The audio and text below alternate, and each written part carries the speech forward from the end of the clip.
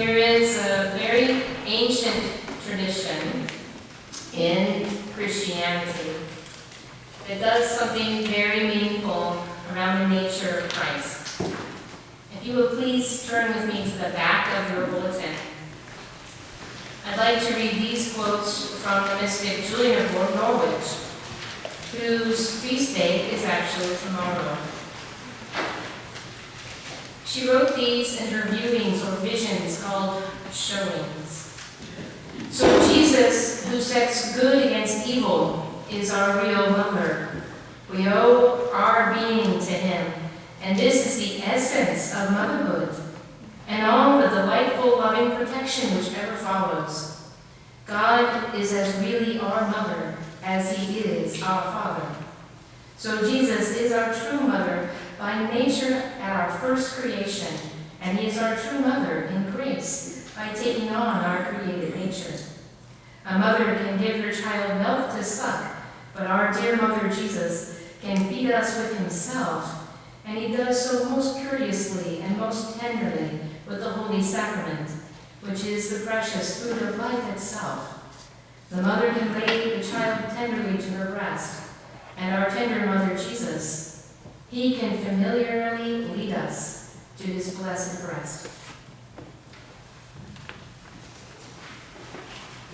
So who's ever recording is going to switch to this camera to me. We have our YouTube channel for folks who are at home. Those images of Jesus as mother, of using the language of nurture and compassion and kindness and gentleness with God. This very ancient tradition goes back to the first few centuries of our faith and then gets elevated through mystics like Julian of Norwich. It continues sometimes even on our own day though to kind of sound a little spooky to some folks. To hear the language of motherhood or womanhood or femininity applied to Jesus and applied to God. Here's what the early church understood that was grounded in the early parts of our faith. In Genesis itself, the nature of God is revealed in a gender-neutral term applying to God. But that gender-neutral term is often translated as father. It has not traditionally ever been translated as mother, but it could equally be translated as mother. Also, the nature of God was understood to include both the aspects of what we might traditionally associate with women and aspects traditionally associated with men. That God had all these qualities because of all of those qualities, God made humanity in his own image.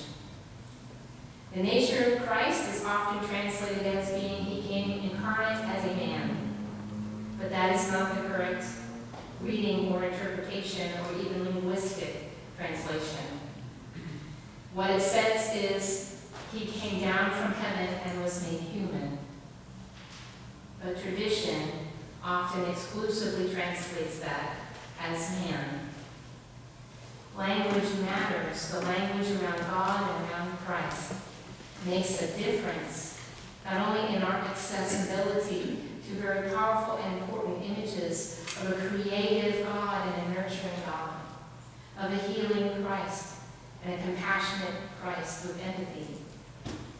But tradition, in the way that Christianity has emerged, and even in the time of Christ, is influenced by what is known by cultural anthropologists and sociologists as a being in a systemic human society known as patriarchy. Most of the time when people hear that word, it hits them with a little bit of tension, because oftentimes it's rather simplistically interpreted as being a kind of a gender war, with men being the oppressors and women being the victims. But it's far more complex because it's systemic. Something that's systemic in sociocultural mechanisms means that we literally live, breathe, hear it reflected in images and language all the time, constantly. And in the ways that girls are raised, in the ways that boys are raised, that is systemic. It means that both men and women are system, it means that both are wounded by it equally. It means that both can participate in oppression. It means that both can suffer its consequences. So we have to be careful. It's not a gender war. We are all victimized if we don't unpack and understand how the patriarchal aspects of culture continue to affect us and what we are knocking up against many times when we talk about conservative expressions of Christianity and progressive expressions. It's an interesting irony to me that we talk often that progressive expressions of Christianity use female language or expansive language and images of God, because it is the most ancient of our traditions to do so.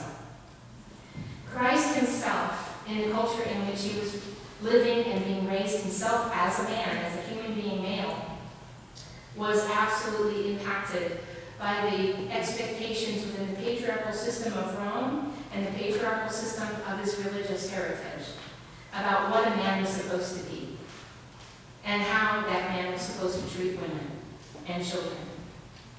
And for the most part, women being considered property and lesser than, with prayers being offered by rabbis, "Thank God I was not made a woman." When those prayers are uttered, what we hear is the denigration of an entire gender, and also the dismissal of one half of who God is. It's the dismissal of one half of who men can be. And it is the deprivation from women of all that women can be. We walk through the history of our tradition, and in so many ways in that walk, our patriarchal systems have silenced the voices of the women of our faith or erased them completely. The very first people to see the risen Christ, women, they took the good news to the men. We have in our archaeology signs of women associated with all the symbols of a bishop. Women were leaders in the early church. We have letters and epistles written to them, acknowledging the communities that they lead. And yet, even today, we know of Christian expressions in which women are not permitted to be ordained. If you've taken the Episcopal 101 course and heard about Thomas Aquinas, a medieval theologian, you know that Thomas's theology said that women are misbegotten men. They are mutants and not correctly formed. That theology continues to inform and undergird a lot of what today we would apply language to as sexism. And in its most extreme in our culture today, images of how men are supposed to be, in the most extreme form, are associated with what is now called and recognized in psychology as toxic masculinity. Now, if Jesus had had that language and seeing the expectations of the warrior culture of Rome and the misogynistic expectations of the paternalistic culture of the Hebrews, he absolutely was challenging that in the language of his time and in the symbols of his time. This is why the image of shepherd is so important and powerful. He associates himself with images known as being nurturing, as being protective, as being caring, as making sure that the sheep have what they need and are tenderly cared for. This image was also associated with Solomon because it was a title given to the kings in the Hebrew tradition, shepherd. But Solomon was not a great king. He did not take good care of all the people. In fact, what we know, he was actually an arms dealer, selling chariots and other weaponry from Egypt into the empire area. We know that he was essentially acting like another pharaoh. For Jesus to be walking through the portico of Solomon and trying to explain how he is the Messiah, because here we have, in his tradition, men asking him, be plain with us and tell us that you're the Messiah.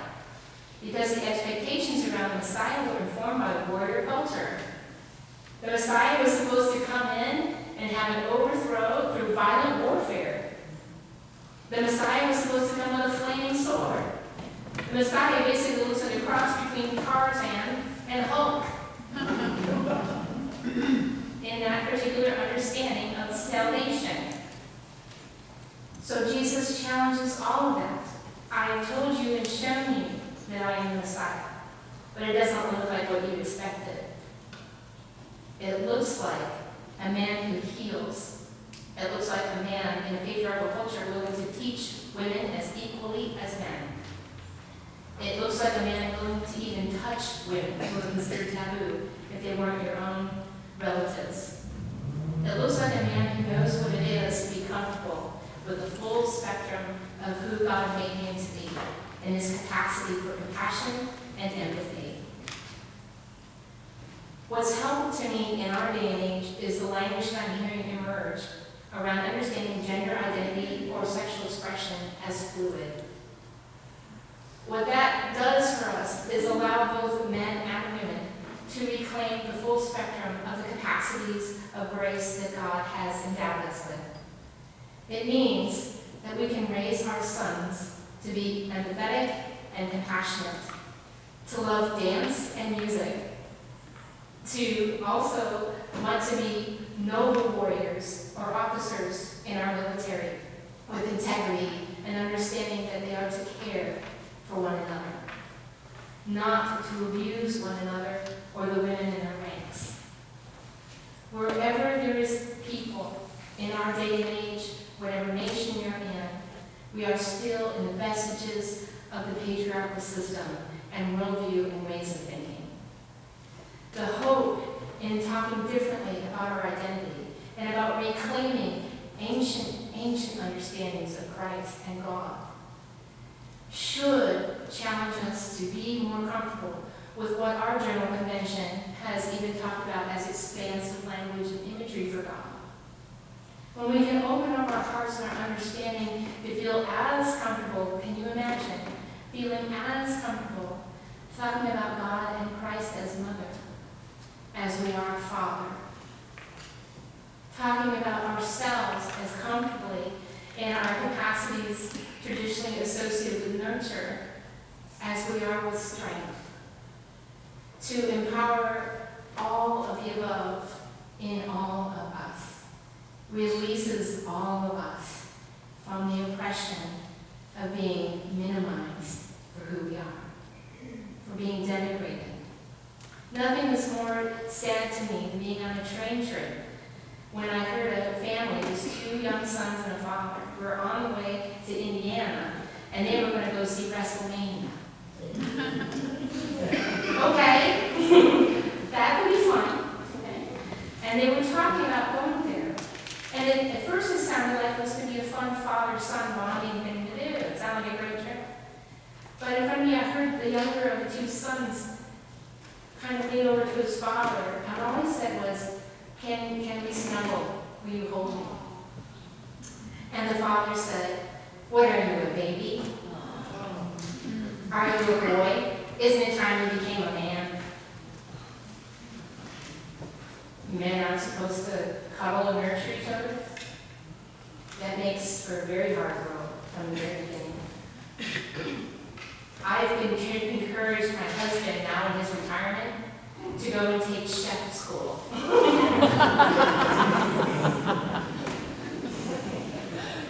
And all of that is because I think it's an opportunity for us to kind of go into that next phase where he becomes the person in the home front to kind of nurture and make sure that things are done as I continue to work full time. And he has no problem with that. He sees it as the next expression of his adventure. If we could look at and be open to the continued exploration of who we are as human beings, who we are as men, who we are as women, who God is, as embracing that full spectrum and making it so manifest through us. It reminds me of an analogy when I was a theater student, and I had the opportunity to study lighting design. And in the lighting design course, there's a way in which when you're hanging these huge lighting instruments up on the ceiling. There are sometimes when you want to be able to project patterns, like leaf patterns, to express that you're in the woods. Or maybe stars, if you're doing a musical show, you want stars projected.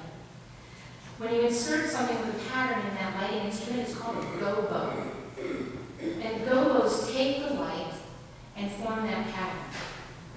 For me, if God is the light shining through each of us, and we're like gobos, and our physical body is simply one of the many kind of expressions that light can be filtered through, making a unique and stunning pattern in the world, then that's the pattern we want to discover and embrace. Because it's not based on what we just express through our physical bodies, but we're all the same shining light. And that light is that full spectrum of light. And we each express that as gobos spiritually through our bodies. And how fun and amazing it could be if we simply let that light shine through in Christ's name.